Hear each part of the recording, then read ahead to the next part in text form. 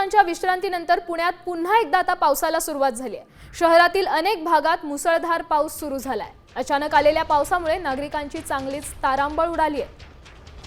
त्यामुळे आपण पाहू शकतोय मुंबईतही पाऊस सुरू झाला आणि त्याचबरोबर आता पुण्यातही जोरदार पावसाला सुरुवात झाली।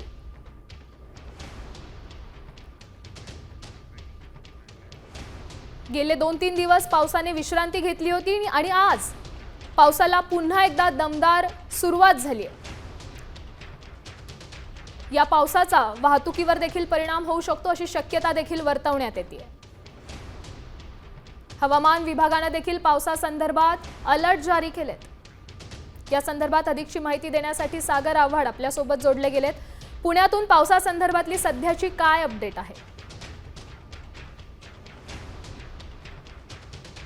नक्की आपण जर पाहिलं तर पुणे शहर आणि उपनगरामध्ये सध्या जोरदार पाऊस जो आहे तो सुरू आहे।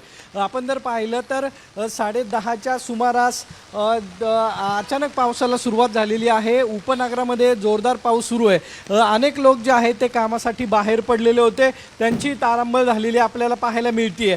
ज्या ठिकाणी आडोसा मिळेल अशा ठिकाणी लोक जे आहेत ते थांबलेले आपल्याला पाहायला मिळतात। एकंदरीतच 3 दिवसाच्या विश्रांतीनंतर अचानक पावसाला सुरुवात झालेली आहे। पुढील 2 ते 3 दिवस जोरदार पाऊस राहील असा अंदाज हवामान खात्याने वर्तवलेला होता। काही ठिकाणी असा अंदाज जो आहे तो हवामान खात्याने वर्तवलेला होता।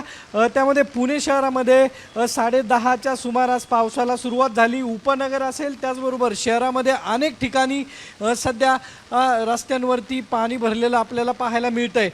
त्याचबरोबर अनेक लोक जे आहेत ते कामासाठी बाहेर पडलेले होते, त्यांची तारांबळ झालेली पाहायला मिळते।